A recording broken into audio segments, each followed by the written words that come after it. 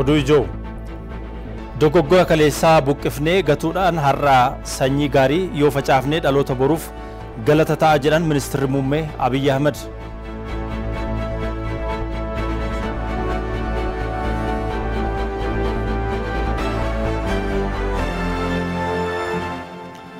Godinni Shawaa Bahaa oomisha qamadii ganna darbee misoomarraa callaa kumtaala 800 gabaa laatiif oolchuuf karoorfachuu beeksise.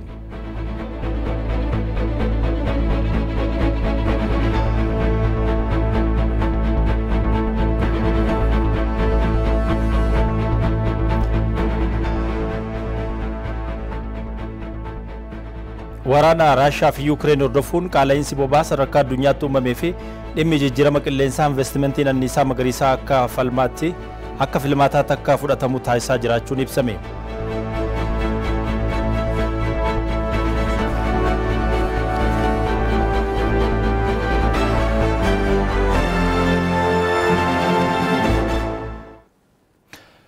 Akkam jirtu kabajamtoota daawwattoota keenya televezyiinii Itoophiyaa irraa sa'aatiin jaatee jira. Oduu wajjin Taaddasee Tarrafaatii hanga xumuraatti nu hordofaa.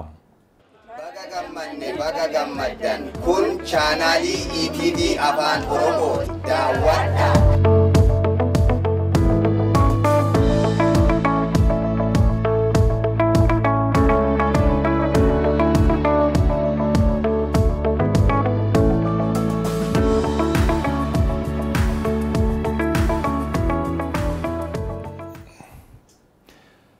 Gara oduu jalqabaatti dabarra dogoggora kaleessaa buqqifnee gatuudhaan har'a sanyii gaarii yoo facaafne dhaloota boruutiif galata ta'a jedhan ministeerri muummee Abiy Ahmed.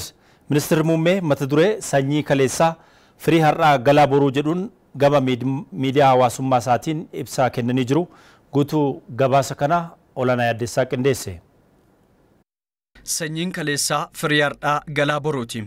Wayitiin wanti tokkotti uumamuu fi itti beekamu garaagarummaa qabaachuu danda'a. Rimaan erga uumame ji'oota booda ulfatee mul'ata. Finnaatee dhalachuudhaaf immoo yeroo fudhata. Daa'imni dhalatee guddatee jabaatee namummaa fi amalli isaa guutummaan guutuutti kan beekamu immoo waggootaan boodadha. Iccitiin jireenyaa guddaan namni guddaan har'aa kaleessa kan hin mul'annee fi daa'ima dhalatu keessatti dhokatee jiraachuu fi guddachuu isaati. Eenyummaan boruu fi bu'aa isaa kan bocamu tarkaanfiiwwaniif sirreeffamoota har'aatiin ta'uun ammoo dhugaa abdii namaaf kennuu jedhan ministeerri muummee Dr. Abiy Ahmed ergaa isaanii kanaan. Yeroon sanyiin midhaanis ta'ee kan aramaa lafa qonnaa keessatti jiraatuu fi biqilee guddateetti mul'atu gargaridha. Mukni sanyii keessa jiraata. Akkuma biyyoo qilleensa ifaa fi kunuunsa argatutti adeemsa keessa eenyummaan isaa guutuutti ni mul'ata. Akkuma sirna jireenya namaa sanyiin yaada hawaasaa keessatti facaafamus guddatee jabaatee daraaree firii godhatee namoota biratti qabatamaa ta'ee mul'achuudhaaf yeroo fudhataa jedhan ministeerri muummee Dr. Abiy Ahmed. Kanaafidha waan hin mul'anne tokko akka hin jirre godhanii fudhachuun kanarra darbees wanti sun yerootti mul'ate sanatti akka uumame godhanii hubachuun dogoggora kan ta'u. Keessumaayyuu jijjiiramni sirnaa gaariis ta'ee hamaa bu'aan isaa yeroo gabaabaa keessatti mul'atu hin madaalamus. Yaanni jijjiiramaaf sababa ta'an sammuu namootaa keessa seenanii muuxannoo fi sirna ta'anii ibsituu eenyummaa hawaasaa hanga ta'utti baroota fudhata. Cabinsaa fi bu'aawwan jijjiiramicha fidus kan beekaman walharkaa fuudhinsa dhalootaa keessattidha. Dhimmi kun yaada namoota dhuunfaarraa ka'ee imaammata tarsiimoo fi karoora ta'ee hojiirra yoo oole dhawaataan wal fudhataa hojumaata haala jireenyaa barsiifataa fi amala ta'a. Akkuma weeraraa muraasaan eegalamee hedduu dhaala. Naannoo tokkorraa ka'ee biyya waliin ga'a. Kanneen adeemsa jijjiiramaa kana hubachuu dadhabaniif ka'umsaa fi guddina isaa kanneen sirriitti hubanneef jijjiiramoonni uumaman hunduu rifannaa itti uumamu. Qabxiin qormaata waliigalaa kutaa 12ffaatti bana ifoome. Kanaaf agarsiiftuu gaariidha. Tarsiimoon qormaataa wal ta'an qorannoo fi wal falmii cimaa booda hannaa fi qormaata walirraa waraabuu hir'isuudhaaf hojiirra oolee bu'aan argamsiise hawaasa biratti naasuu uumeera. Lakkoofsi barattootaa gaaffii qormaatichaa 50 fi sanaa ol galmeessanii baay'ee xiqqaadha. Manneen barnootaa kumaatamaan lakkaa'aman barataa tokkos dabarsuu haalatti dadhaban uumameera. Kunis rakkoo qulqullina barnootaa nuti qabnuu fi gaaga'ama nu keessa jirru sirriitti nutti agarsiise. Hanga yookaan sadarkaa rakkoo kanaa sirriitti kan hubanne amma ta'us rakkoon kun garuu qormaatichaan kan mul'ate malee kan uumame miti. Cabinsi sirna barnootaa kun karaa barsiisonni barattoota haaraa qormaata fudhatan kanneen barsiisan itti filatamanii fi itti leenjifaman. Walumaagalatti kallattii fi imaammata sirni barnootaa kun itti ittiin hoogganamuu fi dhimmoota biroo wajjin kan wal qabatu akkasumas bu'aa imala jallataa waggoottan kurnan darban irra deemaa turreeti. Har'a midhaan rakkoo haamnus sanyiin isaa biyyoo keessa seenee biqiluu erga eegalee baroonni isaa lakkaa'amaniiru. Dhimma kanaan wal qabatee dhugaa tokko beekuu qabna. Rakkoon kun akkuma halkan tokkotti hin uumamne furmaan isaas halkan tokkotti dhufuu hin danda'u. Rakkoo barootaa har'a daraaruurra darbee firii isaa argine deebifnee sirreessuudhaaf yeroo dheeraa fi gatii ulfaataa gaafata. Cabinsi akkanaa kun damee tokko qofaan rakkoo jiru jedhanii fudhachuun dogoggoradha. Akkuma damee barnootaatiin rakkoo qabnu gama siyaasaa, dinagdee, hawaasummaa, haqaa fi nageenyaatiin rakkoo wal fakkaataa yeroo dheeraaf turan qabna. Liqii fullaa'insaa fi milkaa'ina egeree tilmaama keessa hin galchine raawwii piroojektota dadhabaa ta'e hannaa fi qixaaxama quucaruu dhaabbilee siyaasaa seenessa qoqqooddaa fi sabummaa daangaa darbe qormaatilee dhaabbilee amantaa fi hawaasummaa keessa jiran dhiibbaawwan gama hariiroo alaatiin turan cabinsa hamlee fi duudhaa irra ga'an kanneen biroo waggoottan kurnan darban keessa uumamaniin babal'atanii turaniiru. Cabinsa kanniin akkuma sirna barnootaa kan isaan dura dhaabbatu yoo hin arganne carraan osoo mul'atiin jiraachuu fi rakkoolee walxaxoo ta'aniif carraan ka'umsa ta'uu isaanis bal'aadha. Qonnaan bulaan tokko sanyii midhaanii facaasuun duratti lafa qotee fi hidda aramaa buqqisee hin gatu taanaan hiddi aramichaa lafa dhokatee kan hin jirre yoo fakkaatellee rakkoo guddaa kan geessisu bishaanii fi xaa'oo oomisha midhaanii saamuudhaan eega guddatee boodadha. Kun ammoo olee bulee qonnaan bulaa sana dhamaatii hin barbaachifneef saaxiluun gatii guddaa kan falchisa. Kana waan ta'eefidha hawaasni keenya muuxannoo baroota dheeraatiif gabbifate bu'uureffachuudhaan irra yoo qotan aramaadhaan deebi'uu jechuudhaan kan itti mammaake. Bifuma wal fakkaatuun rakkooleen siyaasaa fi hawaasummaa yeroo barbaachisutti sirreessuu dhiifnee haala mijataa uumneef hunda fayyadamuudhaan hojiiwwan gaggaarii hojjetamaa jiran danquudhaan kan isaan mul'atan. Seenessi qoqqooddaa fi finxaalessummaan sirnoota ukkaamsaa waggoottan kurnan hedduu darban keessa hidda gadi fageeffatan kan hin jirre fakkaatanii turanis rakkoolee siyaasaa, hawaasummaa fi dinagdee gaggeessaa jiru. Dhaabbileen nageenyaa fi haqummaa haala barbaadamuun osoo hin caaseffamnee fi ga'umsa barbaachisoo osoo hin gonfanne sodaachisuu fi cunqursuudhaan akkuma saree rifeensa dhedheeraa qabduu irree cimaa warreen qaban fakkaatanii jiraachaa turani. Adeemsa bilisummaa fi dimokiraasiitiin yeroo sakattaaman garuu cabni isaanii ifatti mul'ateera. Qabeenya saamicha hamaadhaaf saaxilame, dinagdeen dhiibbaa liqiitiin miidhame lakkoofsa sobaa guddina dinagdee agarsiisuutiin harki rukutamaa fi tureera. Kan liqeeffatan kaffalaa yoo jedhamu jireenya hawaasaa fooyyessuun yeroo dadhabamu fedhii lammiilee hojii barbaadanii walakkaan illee guutuun yeroo dadhabamu cabni sirriin ifattis mul'ate. Rakkooleen kunneen hidda kan gadi fageeffatan yoo ta'e illee hammi rakkoo kanaa sirriitti kan mul'ate sirnichi bilisummaa fooyya'aa ta'een yeroo qoramettidha. Bakka bilisummaan hin jirretti hundumtuu ukkaanfamee fi cufamee yeroo taa'u inumaayyuu rakkooleen kun miidhagina fakkaatanii mul'achuu danda'u. Dhugaan isaa garuu oolee bulee hidda gadi fageeffachuun birmadummaa biyyattii dadhabsiisuudhaaf ilkaan biqilfachaa ture. Ammas sirna barnootaa fi bu'aasaa baroota darbanii hubachuun yoo dandeenye rakkoo damichaa furuudhaaf garuu hojii guddaa nu gaafata. Rakkinicha beekne jechuun har'uma furuu dandeenyaa jechuu miti. Sirna siyaasaa fi dinagdee keenyattis hojiidhuma wal fakkaataa nu gaafata. Sirni siyaasaa fi dinagdee keenyaas hojiidhuma wal fakkaataa nu gaafata. Dhaabbileen siyaasaa fi hawaasummaa gaaffii bilisummaatiin gitintiraa turan dandeettiin isaanii hangam akka ta'e argaa jirra. Dandeettiin carraa hojii uumuu fi liqii deebisuu keenyaattis sirna dinagdee keenyaa hangam dadhabaa akka ta'e ifatti mul'iseera. Sadarkaa rakkinichaa yoo hubannis rakkinichi har'a kan uumame akka hin taane yaada. Furmaanni isaa nama dhaloota haaraa ta'uu amannee itti gaafatamummaan ni hojjenna. Sadarkaa cabinsaa fi gadi fageenya rakkoolee keenyaa haalaan hubachuun tarkaanfilee fooyyessaa fudhachuu irratti argamna. Cabinsi hawaasummaa baroota dheeraadhaaf dhokatee turuurra darbee akka waan sirrii ta'eetti fudhatamaa ture ifatti yoo mul'atu nahuun kan nama dinqisiisu miti. Inumaayyuu deebii uumamaati. Garuu dhimmicha akka rakkoo hamaa fakkeessuudhaaf yaaluun yookaan ammoo sababa dhugaa hin taane kaa'uun rakkoodhaaf fala waaraa hin ta'u. Dhibee busaatiif daawaa busaa malee sababa busaan mataa dhukkubbii fi qorra qabuuf daawaa mataa dhukkubbii fi qorraa fudhachuun fala ta'uu hin danda'u. Rakkoon yeroo uumamu quba walitti qabuu fi qaawwa argameen baqatanii ba'uun furmaata warra gowwaa fi sodaatotaa yoo ta'u, karaan abshaalummaa inni sirriin garuu rakkoolee kanneen fuulaan fuulatti ilaaluudhaan furmaataaf waan danda'an hunda raawwachuudha. Dogoggora keenya kaleessaa caba keenya hardhaa uuman hubannee warreen fala waarawaa fiduu danda'an waliin ta'uu qabna. Yaadaa fi humna haaraa qabannee gara fuulduraatti tarkaanfachuudhaaf abdii naa kaanu jijjiirama fooyya'aa fi boruu fooyya'aa ta'eef haa carraaqnu. Akka biyyaa fi uummataatti kan nu baasuu danda'u kanadha. Dogoggoroota kaleessa uumne keessaa baanee bakka akkasaa har'a hojii gaarii yoo hojjenne shakkii tokko malee dadhabbiin keenya bu'aa gaarii buusa. Ijoollee keenyaafis galaa abdii ni taanaafi. Itoophiyaan tattaaffii ijoollee isheetiin kabajamtee bara baraan ni jiraatti. Rabbiin Itoophiyaa fi ijoollee ishee haa eebbisu. Kaabineen bulchiinsa magaalaa Finfinnee raawwii ji'oota 6 gamaggamuu eegale. Gabaasa raawwii bulchiinsa magaalittii bakka kantiibaan magaalittii Adaanech Abeebee argamanitti dhiyaataa jira. Gamaggama raawwii kanaan raawwii seektiraalee gama ergama karoora isaanii raawwachuun gamaggamamaa jira. Gaaffileewwan bu'uuraa uummataa gama deebisuu fi rakkoo hawaas diinagdee gama furuutiin hojii hojjetamanii fi hanqinoonni mul'ataman gamaggamamaa jiraachuu waajjirri kantiibaa bulchiinsa magaalaa Finfinnee beekseera.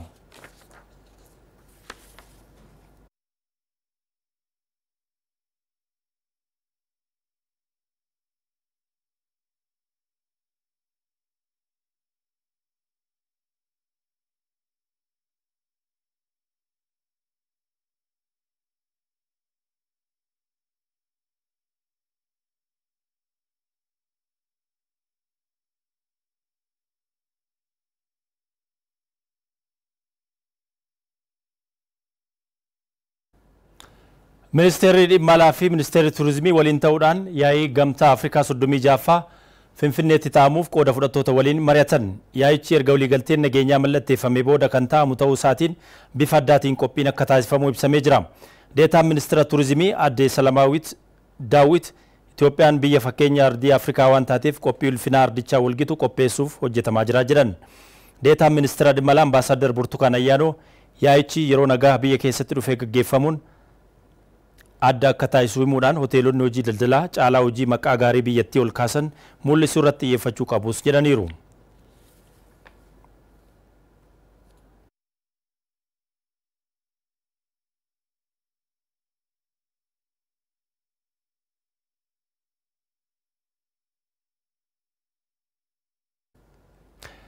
Manneen barnootaa waraanaatiin barbadaan keessaa 71 bara kanaa kan ijaaraman ta'uu ministeerri barnootaa beekseera.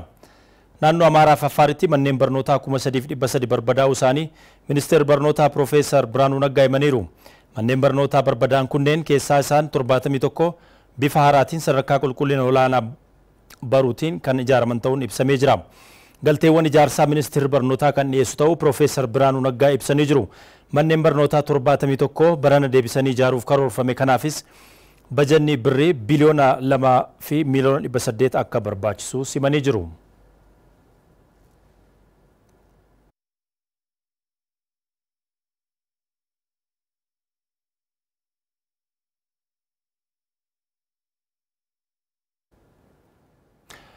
Kabajamtoota daawwattoota keenya dhimma kanarratti riippoortarri keenya ibsa dabalataa nu biraan ga'uudhaaf toora irratti argama. Hello. Muktaar mee haala manneen barnootaa deebisanii ijaaruudhaaf ministeerri barnootaa ibsa dabalataa kennee daawwattoota keenya biraan ga'e.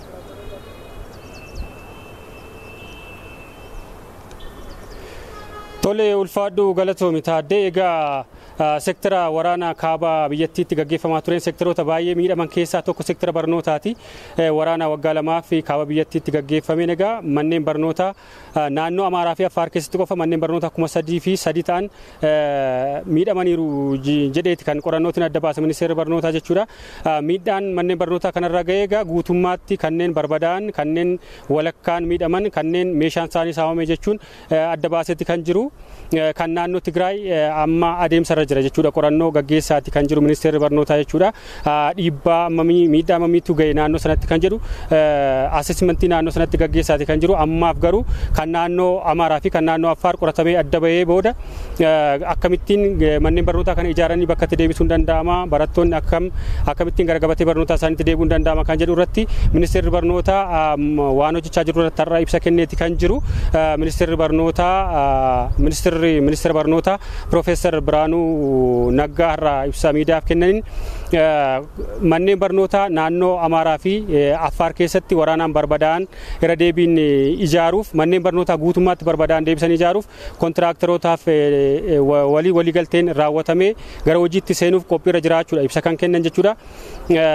Yeroo manneen barnootaa kana ijaarru qulqullina barnootaa deebisuuf duula taasifamu sammuu keenya keessatti yaannee ijaaruudha qabnaadha kan isaan jedhani kontiraaktaroota har'a waamanii mariisanii wal qabate kontiraaktaroonni har'a asitti argaman kontiraaktaroota kaan yookaan immoo akka ijaarsa kaanitti osoo hin taane kan isaan fudhachuu qaban kun dhimma biyyaa dhimma dhalootaa akka ta'etti fudhatanii hojii isaanii yeroo jedhame keessatti xumuruu qabuudha kan jedhani manneen barnootaa naannoo Amaaraa fi naannoo Affaar keessatti marsaa kanaan ijaaraman manneen lakkoofsaan manneen barnootaa 71 yoo ta'an kana keessaa manneen barnootaa 50 deeggarsa World Bank yookaan immoo baankiin addunyaa ministeera barnootaaf kenneen kan ijaaraman ta'a.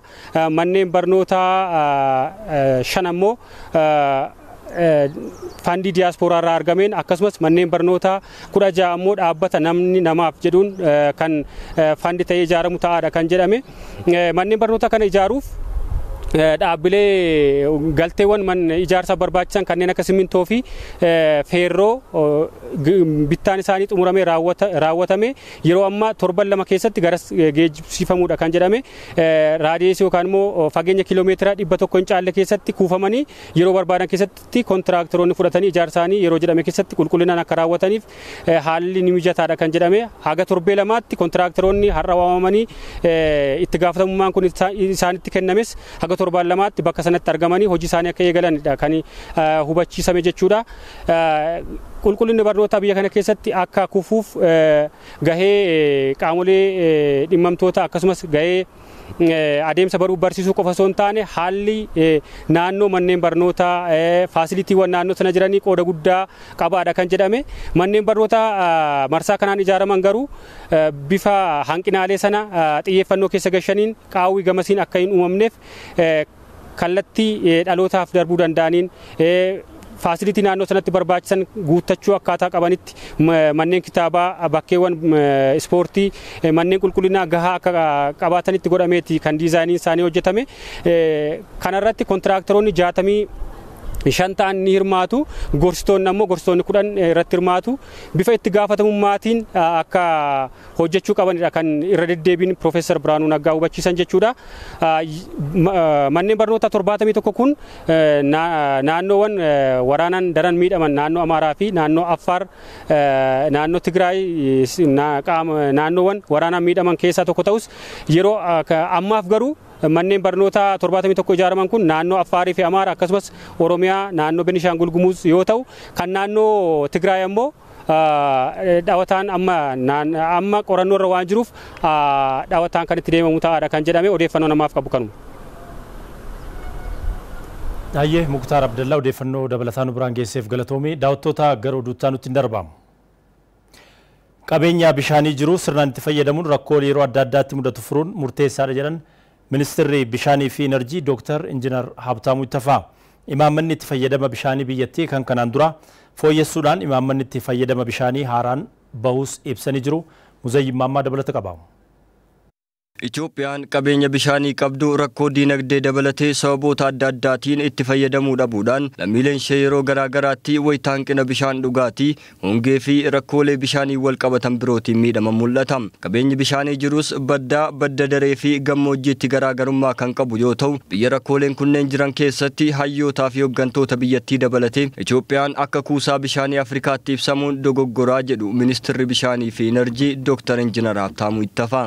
Fakkeenyaaf water balance kan jennu biqilaa tokko guddisuuf kan barbaachisu gola Itoophiyaa hundumaa keessa olaal bishaan gahaan hin jiru jechuudha. Kanaaf kan yeroo hundumaa jallisii fayyadamnaa bishaan hin jiru waan ta'eef. Kanaaf kan yeroo hundumaa namni keenya sababa hongeetiin buqqa'ee rakkoo guddaan mul'achaa ture jechuudha. Jecha falaasii walitee jira. Biyyi kun biyya beelaan beekamtu. Biyya hongeen beekamtu ta'uu immoo Itoophiyaa water tower of Africa kan jedhu sammuu namaa keessa kaa'anii jiru jechuudha.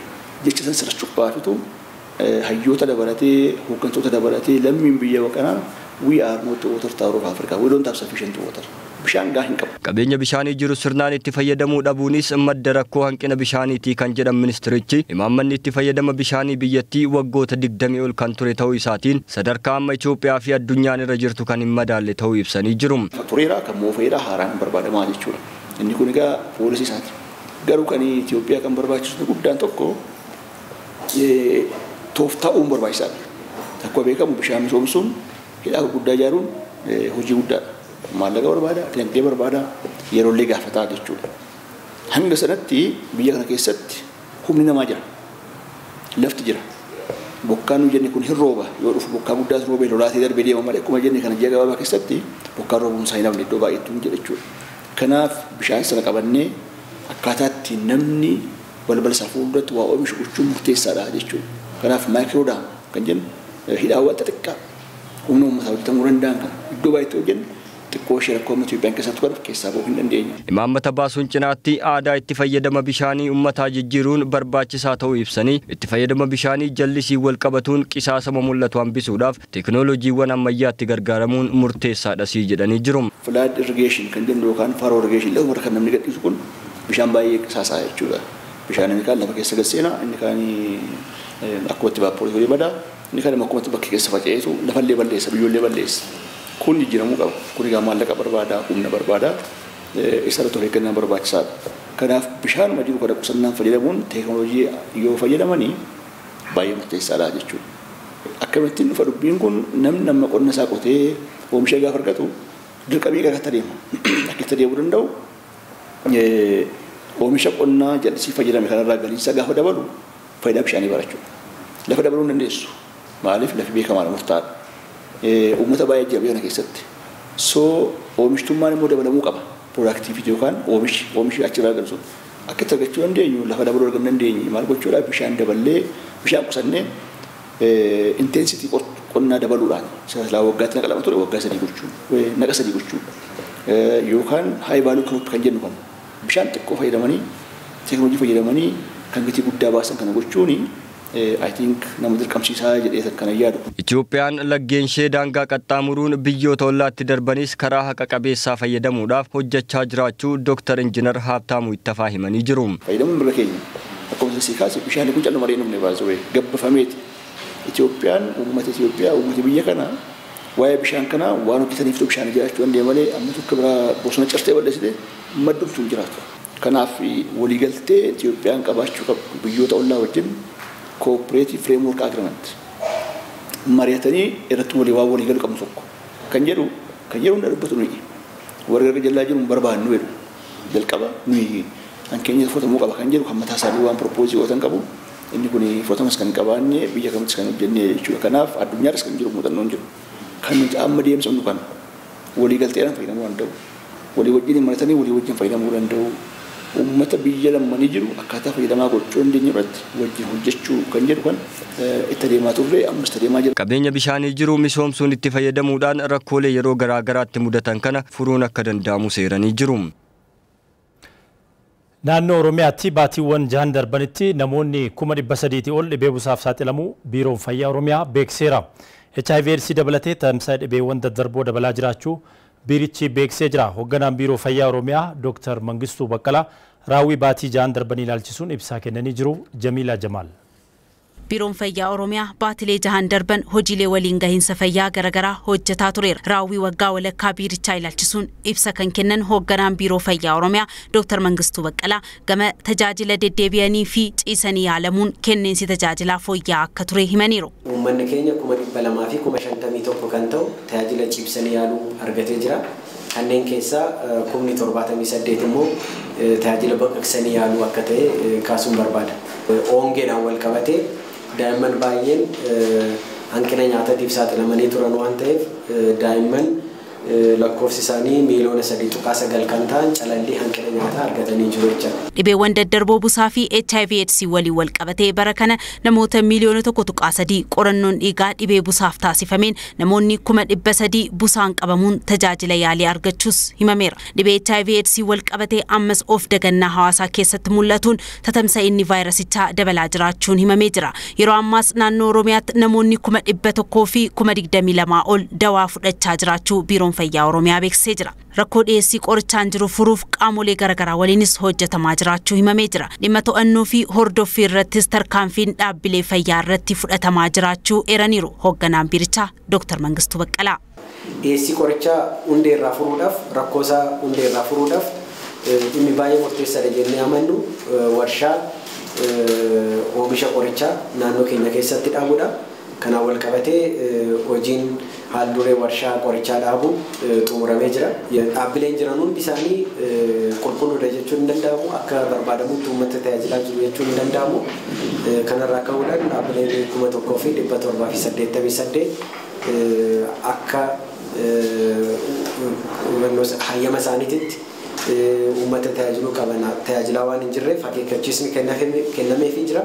Kana keessaa dhaabbileen 373 immoo guutumaa guutuutti cufamanii jiru. Kenniisa tajaajilaa wajjin wal qabatee Biiroon Fayyaa Oromiyaa ergama isaa galmaan gahuuf dhimmoonni xiyyeeffannoo gama mootummaa fi hawaasaan barbaadan jiraachuu fi baatiiwwan itti aananitti gaaffiiwwan hawaasaa kallattii adda addaan jiru furuun kan hojjetamu ta'uu hoogganaan Biiroo Fayyaa Oromiyaa Dr. Mangistuu Baqqalaa himaniiru. Dhiyeessiin qorichaa ammas komii uummataa ta'eetuma itti fufee jira. Kana dhiyeessii qorichaa qofa odoo hin ta'in ramaddiin humna namaatis haaluma kanaan iddoo barbaachisaa ta'etti qulqullina isaatiin argama waan hin jirreef dhiyeessii dhaabbilee fayyaatiif murteessoo ta'an humna namaa dabalatee mootummaan haala addaatiin irratti hojjechuu akka qabuu fi biiroon fayyaatis kana adda durummaadhaan qindeessee deemuu akka qabu adda baafannee jirra kan jedhu kaasuun barbaada. Lammata irratti dhaabbilee fayyaa sababa rakkoo nageenyaatiin miidhaman deebisanii ijaaruu tajaajilatti galchuu. Godinni Shawaa Bahaa oomisha qamadii qonna darbee misoomsirraatii callaa kumtaala 800 gabaalaaf oolchuuf karoorsuu beeksiseera. Haa ta'u malee qaamoleen tokko tokko karaa seeraan alaatiin bittaa raawwachuudhaan bittaaf gurgurtaa seera alummaa saaxilaaf jiraachuu waajjirri qonnaa godinichaa beeksisee jira. Qaamolee kanneen irratti tarkaanfiin cimaan akka fudhatamu godinichaa akeekkachiisee jira. Abaayyoo Kafanii dabalata qaba. mootummaan inisheetivii qamadii alarraa galu kan biyya keessaan bakka buusuun wabii midhaan nyaataa lammiilee mirkaneessuu waggaa afur dura karoorsee itti galiin qamadiin jallisii boniinis bal'inaan misoomuratti argama. Garaagarummaa waggaa afurii kana keessattis karoorichi milkaa'uun yeroo jalqabaaf bara darbe qamadii alarraa bittaan galuu hambisuun danda'ameera. Bara 2015 kanatti ammoo qamadii kuntaala miiliyoona 10 alatti erguuf karoorfamee hojjetamaa jira. Naannoon Oromiyaa qofaasaatti oomisha qamadii ganna darbe misoomsee walitti qabamuu fi kan jallisii boniin misoomsaa jirurraa walumaa galatti bara kana qamadii kuntaala miiliyoona 100 oomishuuf karoorsee hojjetaa jira. Naannichi qamadii kuntaala miiliyoona 100 kanaanis fedhii qamadii akka biyyaalessaatti jiru kan kuntaala miiliyoona 97 uwwisuu bira darbee kuntaala miiliyoona 3 alattis nan ergaan ganna darberraa eegalee hojjechaa jira. Godina Shawaa Bahaa ganna darbe oomishni qamadii karaa garaagaraan kan kanaan duraarra dabalee jiraachuu kan himan itti gaafataman hojii qonnaa godinichaa obbo Masfin Tashomaa godinichi oomisha qamadii ganna darbe misoomee qofarraa kuntaala 800 gurgurtaa gabaa alaaf dhiyeessuuf karoorsee hanga ammaatti kuntaalli 164 walitti qabamuu himaniiru. Seensa qonna ganna irratti roobni xiqqoo akka godina keenyatti roobni xiqqoo hanqatee ture. Sun maal fide midhaan agada yookaan boqqolloo irratti impaaktii fide facaasuu hin dandeenye. So immediately maal goone mootummaa sanyii gaafanne lafa boqqolloo san gara qamadiitti jijjiirree asitti oomisha qamadii keenya akka guddisuu dandeenyu taasisee jira. Innaa kana keessa oomisha qonna ganna irraa argannee maalinni ekspoortiidha. Ekspoortii yaadaati hojjechaa turre. Ekspoortii kuntaala 800 ekspoortii goone jennee karoorsinee turre.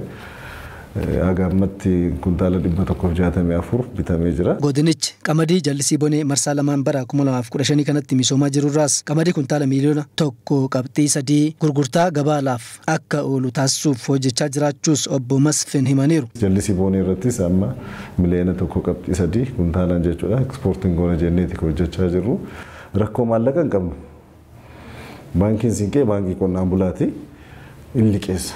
Yuuniyoonotatu bitata qamadii kana fi daldalaas yuuniyoonis bitatee isa keessa ETBC jedhama. Itoophiyaa Nigdi Siraawwat Dirjit jechuudha.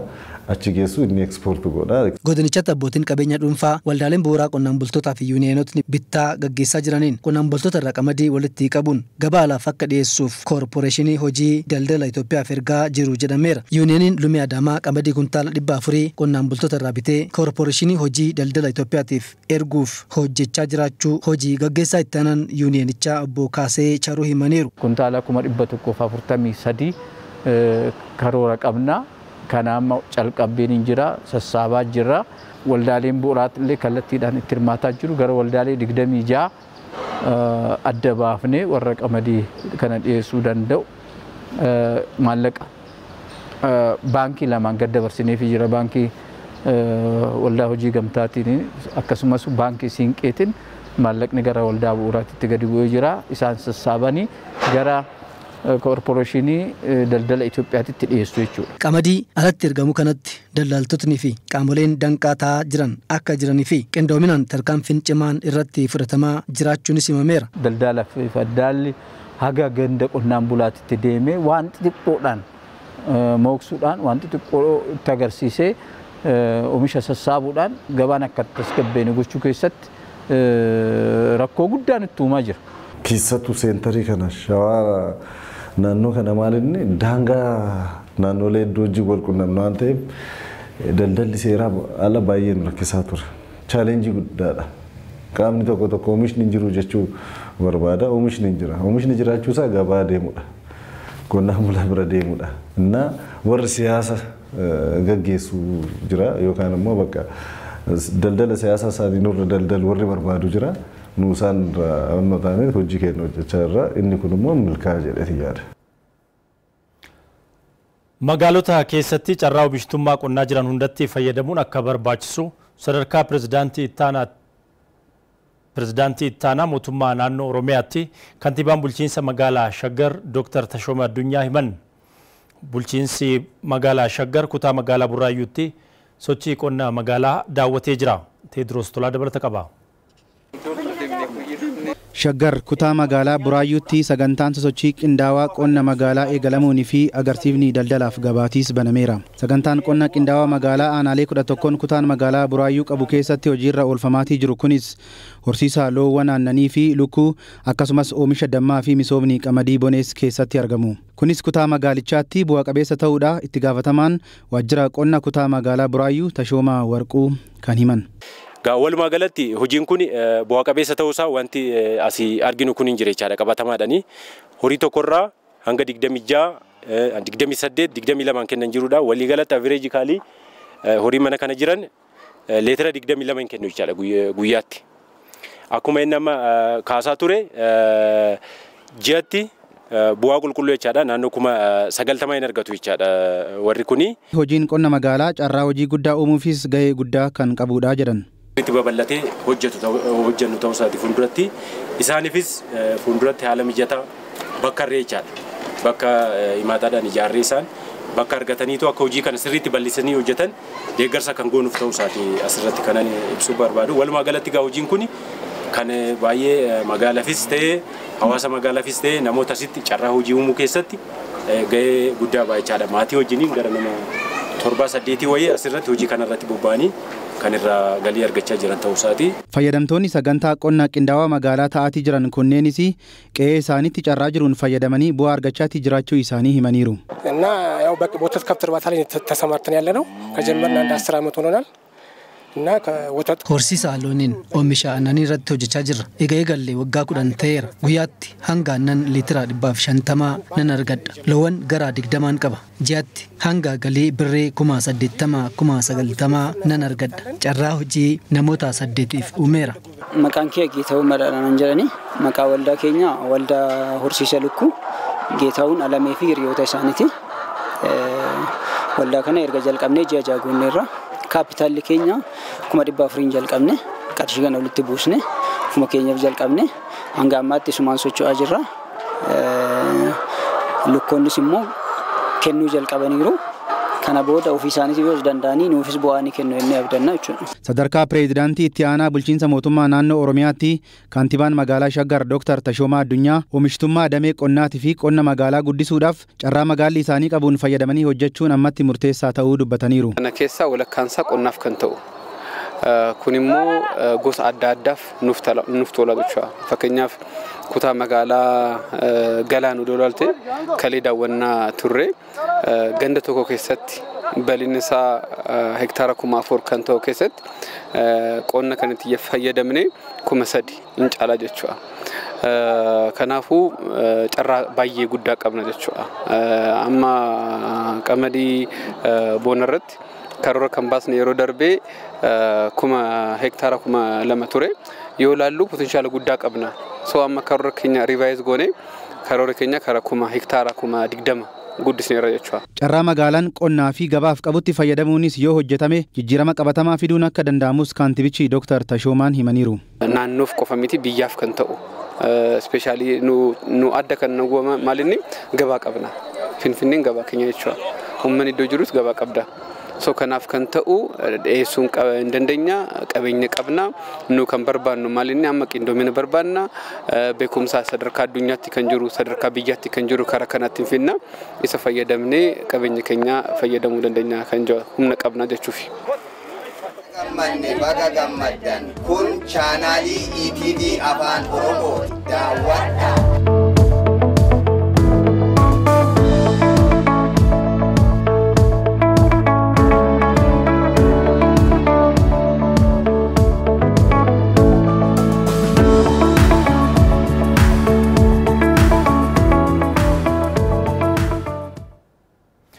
Daawwattoota gara oduu maddeen biyya alaarraa arganitti dabarra.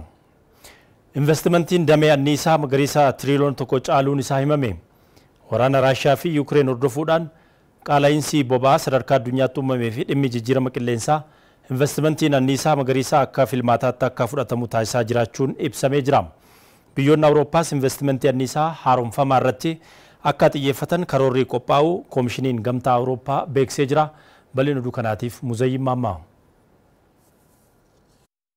Addunyaan dhiibbaa jijjiirama qilleensaa sochii diinagdee dhala namaatiin yeroodhaa gara yerootti dabalaa jiruun hongee ho'a cimaa lolaa abidda bosonaa bubbee cimaa rooba makatee fi ho'a dabalaa jiruun cabbiin baquun hangi galaanaa dabaluudhaan miidhaawwan adda addaaf saaxilamaa jirti. Jijjiirama qilleensaatiif wantoota sababa ta'an keessaas aara gubataa warshaalee keessaa ba'u dhagaa cilee boba'aa konkolaattotaa fi ciramni bosonaa hangafummaan eeramu. Rakkoo jijjiirama qilleensaatiin wal qabatee mudachaa jiru furuudhaafis biyyoota addunyaatiin tarkaanfiin akka fudhatamu yeroo garaa garaatti waadaan galamus hojiin hojjetame bal'ina rakkinichaatiin kan wal madaalu akka hin taanedha qorattoonni damichaa fi rogeeyyiin ibsaa turanii jiru. Haa ta'u malee biyyoonni diinagdeen badhaadhan faalama qilleensaa keessatti gahee olaanaa fudhatan dhiibbaa jijjiirama qilleensaatiin dhufu akka waan hin argineetti bira darbaa turan. Keessumattuu waraana Raashiyaa fi Yuukireen booda gatiin boba'aa dabaluu isaa hordofee maddaanni isaa isaanii gara anniisaa magariisaa faalama qilleensaa irraa bilisa ta'etti jijjiiruudhaaf maallaqa hedduu investimentii damichaaf oolchuu jalqabanii jiru. Kanumaanis teekinooloojiin maddaanni isaa haroomaa fi maddaanni isaa magariisaa ka'umsa wal dorgommii biyyoota addunyaa ta'aa dhufuudha ragaaleen kan mul'isan. Keessumattuu karoora doolaara biiliyoona 300 fi biiliyoona 69 US Ameerikaan konkolaattota elektirikaan hojjetan biyyattiitti oomishaman irraa ashuuraa xiqqeessuuf akkasumas teekinooloojii maddaanni isaa magariisaa cimsuuf baastee hagayya bara 2022 pirezidaant Joo Baayidaniin mallatteeffame kan gamtaan Awurooppaa konkolaattota kaampaanii Yuuroopiin oomishaman gabaa keessaa baasuudhaan diinagdee koomiidhaa ittiin jedhu hordofee dorgommiin teekinooloojii maddaanni isaa magariisaa biyyoota lamaan gidduu jiru dabalaa dhufee jira. Gamtichi dorgommii gama teekinooloojii maddaanni isaatiin eegalame cimsuuf karoora baasee jira. Ursula von der Leyen pirezidaantii koomishinii gamtaa Awurooppaati. We know that in the next years the Waggoottiin dhufan giddugalli dinagdee faalama qilleensaa irraa bilisa ta'ee yeroo itti murtaa'u akka ta'u ni beekna. Nutis qaama indaastirii faalama qilleensaa irraa bilisa ta'ee akka addunyaatti barbaadamu kana ta'uu qabna. Kanaafuu nutis carraa maddaanniisaa magariisaa fi indaastirii faalama irraa bilisa ta'eef yuuroo biiliyoona 200 fi biiliyoona 50 dabalataan ramaduu qabna. Biyyoonni miseensa gamtichaa immoo maallaqa paawar irraa argamu kan indaastiriiwwan faalama irraa bilisataniif boqonnaa kafaltii taaksii laachuuf akka itti fayyadaman ni jajjabeessina. Bifa kanaan dura baramee hin beekneen maallaqni investimentii maddaanni isaa magariisaaf bahe doolaara tiriliyoona 1.1 yoo ga'u kun immoo kan maddaanni isaa dhagaa cilee irratti bahuun walgitaa jiraachuudha kan ibsamu. Investimentiin maddaanni isaa magariisaa kan dhagaa cilee caaluuf akka jedhu qorattoonni Bloomberg ibsanii jiru. Baasiin kun kan baroota darbee dhibbeentaa 31 kan caalu yoo ta'u yeroo jalqabaatiif tiriliyoona gahuudha siragaaleen kan mul'isan karoora addunyaan akka lakkoofsa Awurooppaa bara 2050tti dhiibbaa jijjiirama qilleensaa ittisuuf maddaanni isaa faalamarraa bilisa ta'e dhugoomsuuf qabatte milkeessuu keessattis sochiin eegalame jajjabeessaa ta'us kana caala cimee itti fufuu qabaa jedhamee jira. Akka gabaasaaleen adda addaa mul'isanitti qilleensa faaluudhaan addunyaarraa sadarkaa tokkoffaa irratti kan argamtu Chaayinaan hojii ce'umsa maddaanni isaa magariisaatiin sadarkaa tokkoffaa irratti yoo argamtu US Ameerikaa fi Jarmaniin walitti aanuun sadarkaa lammaffaa fi sadaffaa qabataniiru. Reuters, WION fi DW madda oduu keenyaati.